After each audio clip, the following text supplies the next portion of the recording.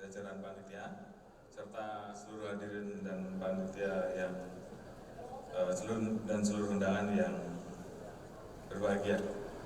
Tentunya pertama-tama kita panjatkan puji syukur atas rangkaian acara yang telah kita laksanakan mulai dari tadi pagi, dimulai dengan kegiatan ibadah dan kemudian dilanjutkan dengan perayaan Natal.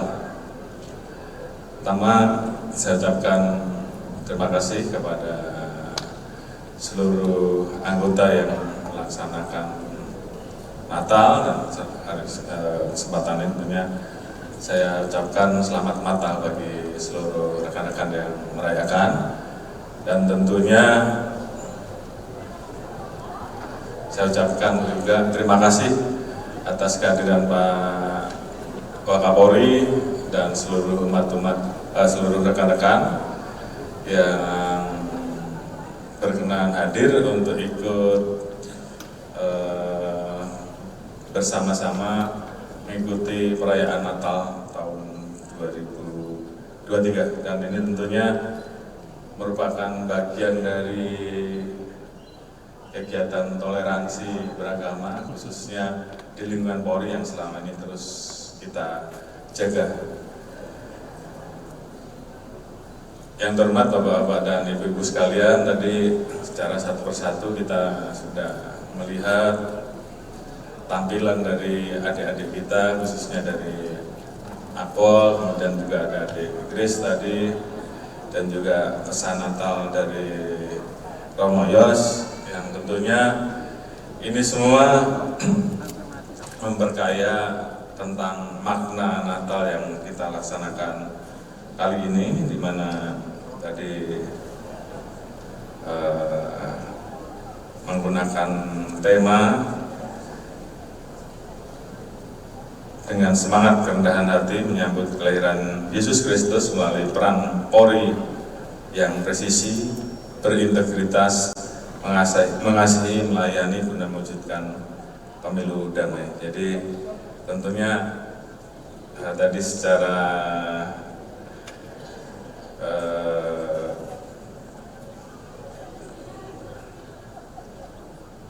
umum bahwa kita sudah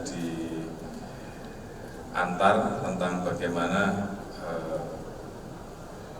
kita semua, khususnya rekan-rekan yang beragama Nasrani, untuk betul-betul bisa melayani, khususnya di dalam melaksanakan tugas kita menghadapi pemilu yang sebentar lagi akan kita laksanakan tahapan intinya. Mungkin dalam kesempatan ini saya selalu sampaikan bahwa pemilu yang kita hadapi kali ini tentunya adalah pemilu yang sangat penting dan menentukan bagaimana nasib bangsa ke depan, karena di sini rakyat kita akan memilih calon pemimpin nasional yang akan melanjutkan nahkoda kepemimpinan nasional sebagai presiden, dan ini tentunya menjadi sesuatu yang sangat penting, baik dari proses tahapannya yang kita harapkan bisa berjalan dengan lancar pada saat pemilihannya dan juga nanti paskanya. Dan ini tentunya menjadi tugas kita untuk menjaga stabilitas Kapolres. Tentunya saya selalu ingatkan bahwa kenapa kali ini pemilu yang kita hadapi juga menjadi pemilu yang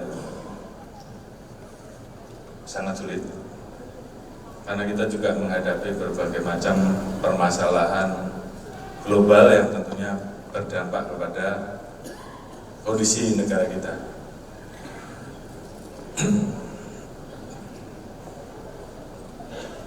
Kita tahu bahwa setiap hari kita dihadapkan dengan tayangan media terkait dengan perang Rusia-Ukraina dan juga peristiwa Hamas dan Israel yang sampai saat ini tidak kunjung selesai.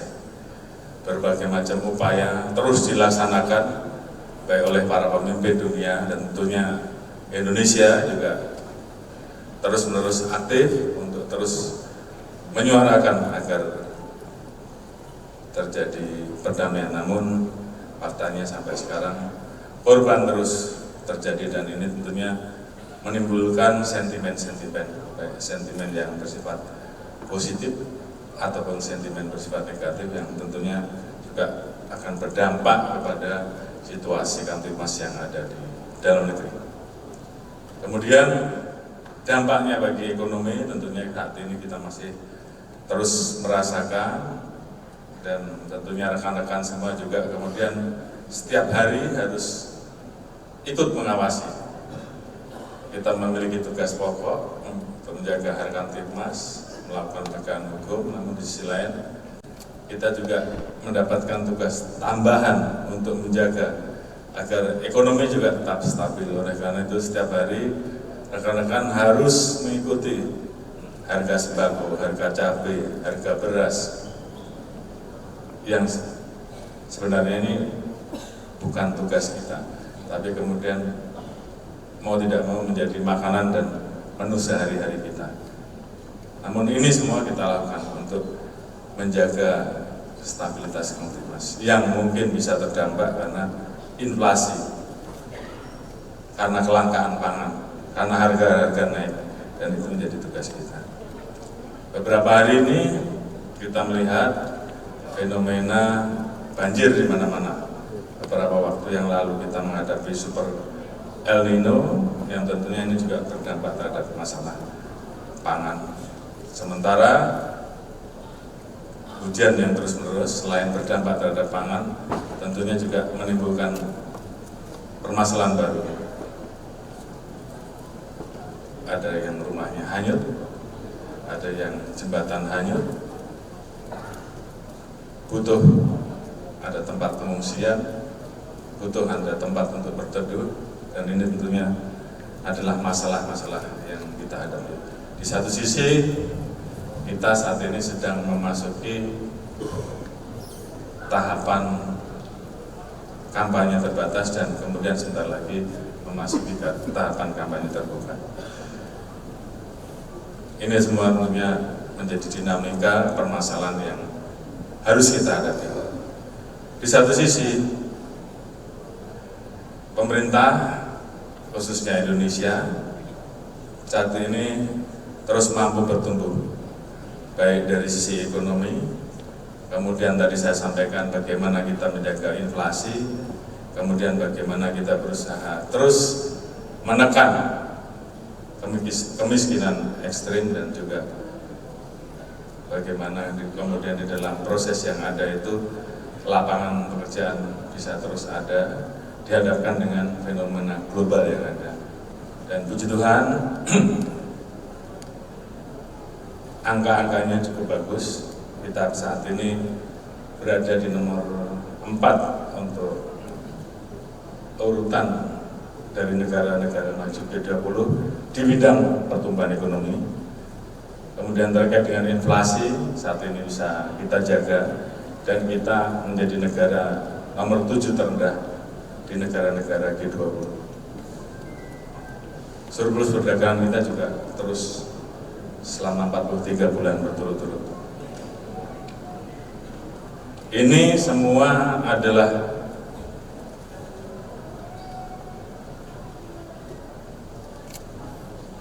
prestasi bagi Indonesia yang harus kita jaga dan harus kita pertahankan.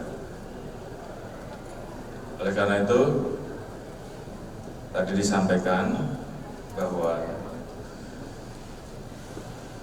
Indonesia ini penuh keberagaman, dan tentunya keberagaman yang ada ini di satu sisi menjadi anugerah bagi kita, manakala kita bisa menjaga keberagaman yang ada. Namun di sisi lain, kalau tidak kita jaga, tidak kita kelola dengan baik, maka ini akan menjadi ancaman. Dan tentunya tugas kita, tugas pokok kita, core business kita,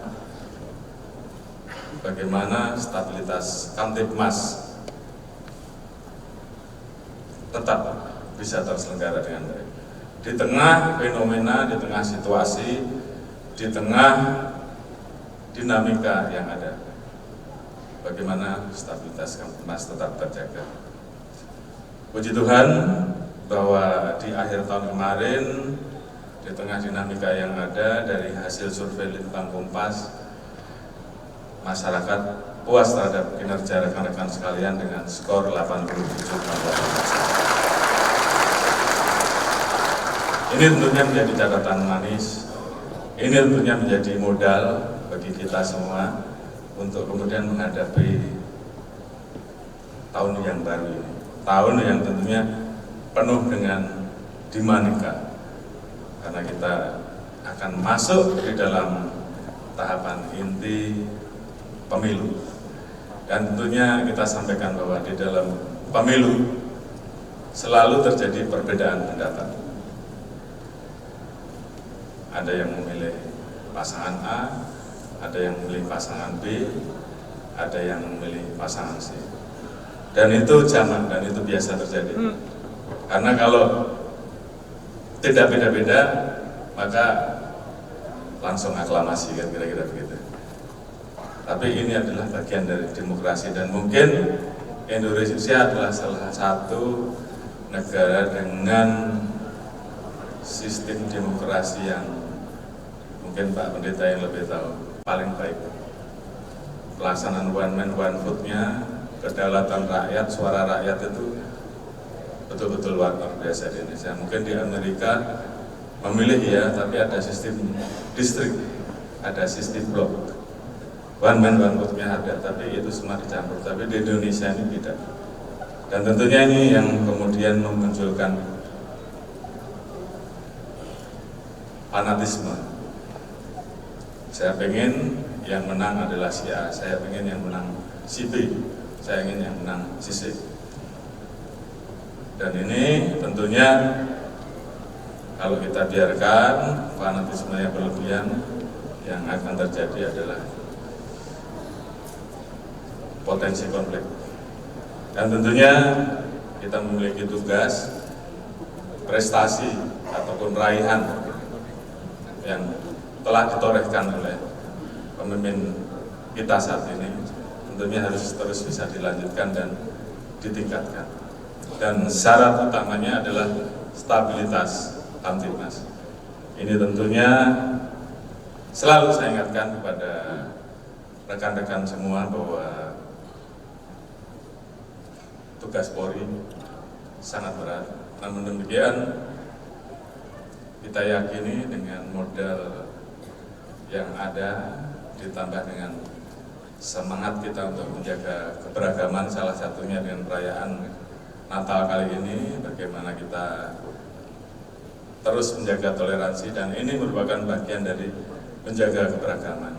Tadi disampaikan bahwa ada lorong yang menghubungkan antara katedral dengan Istiqlal, di mana di dalamnya saya sampaikan tadi ini mengandung makna yang sangat mendalam. Ini adalah lorong toleransi beragama, dan ini mungkin tidak semua negara ada, dan kita bangga kita menjadi warga negara Indonesia.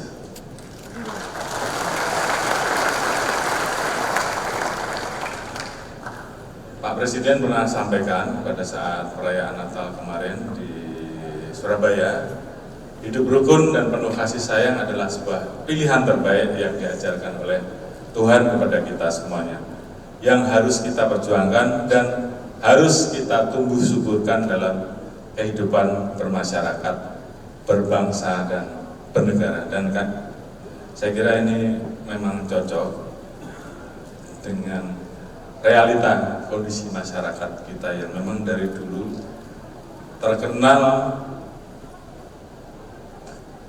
mampu menjaga keberagaman tersebut. Berbeda-beda tapi tetap satu. Dan ini tentunya tidak semua negara memiliki.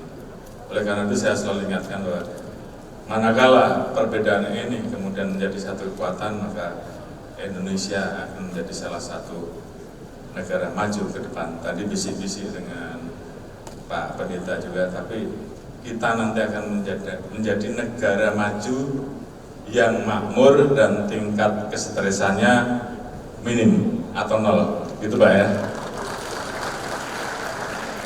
Kenapa saya katakan demikian? Bahwa karena di negara maju, jadi menurut beliau, tidak semuanya kemudian sejahtera, tingkat stresnya tinggi, banyak yang suka bunuh diri. Jadi bagaimana kita memadukan, mengarah ke satu negara maju, tentunya salah satunya adalah memperbaiki dan menciptakan sistem.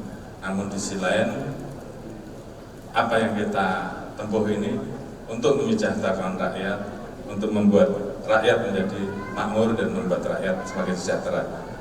Itu yang harus kita jaga. Yang saya hormati rekan-rekan, tentunya tugas berat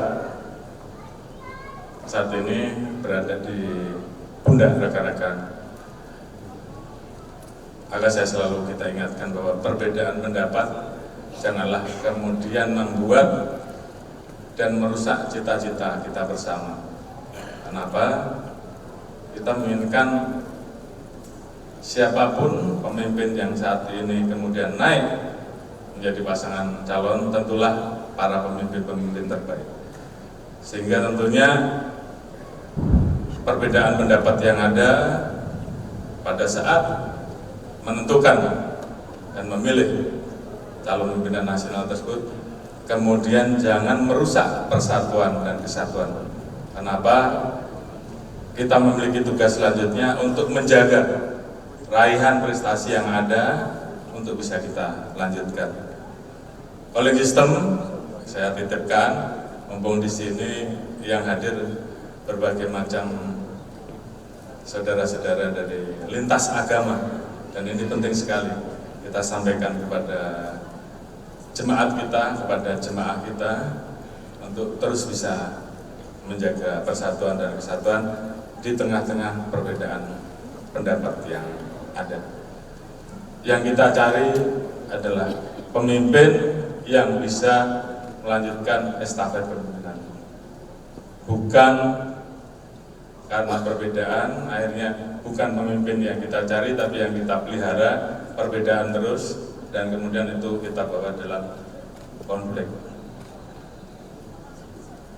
Natal kali ini kita harapkan sebagai awal untuk membawa kesejukan, supaya semuanya dingin. Walaupun kalau kita lihat TV panas terus, tapi yang di sini harus dingin terus.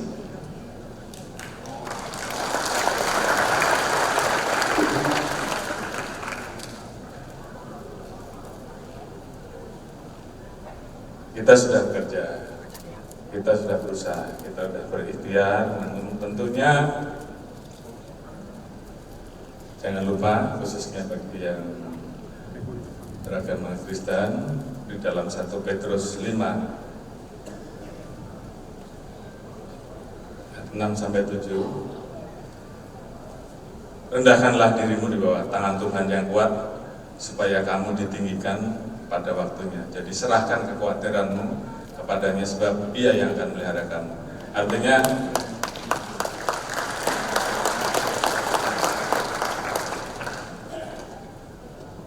ya, orang memiliki kecemasan, ketakutan. Bisa enggak saya menghadapi itu? Dan itu wajar, itu manusiawi. Namun pada saat kemudian kita serahkan itu kepada Tuhan yang menciptakan hidup, yang memberikan hidup kepada kita, maka beban itu semuanya akan menjadi ringan. Karena ini janji Tuhan, bukan janji manusia. Jadi kalau kita meyakini, mengimani, maka semuanya akan menjadi ya dan amin. Betul Pak Pendeta? Jadi itu mungkin yang bisa saya sampaikan. Sekali lagi terima kasih kepada rekan-rekan khususnya panitia. Terima kasih pada seluruh hadirin yang mengikuti acara perayaan Natal pada siang hari ini, dan tentunya ini menjadi semangat toleransi kita, semangat kebersatuan kita, semangat kita untuk menjaga kebersamaan, dan tentunya ini menjadi modal kita untuk menjaga dan membawa agar pemilu kita bisa menjadi pemilu yang damai untuk Indonesia maju. Demikian, terima kasih. Kami akhiri. Shalom. Assalamualaikum warahmatullahi wabarakatuh. Ya, berikan tepuk tangan yang paling meriah sekali lagi Pak Kapolri, terima kasih. Dan kami undang untuk Bapak Ibu sama-sama kita bangkit berdiri, kita akan melakukan foto bersama. Kita akan lakukan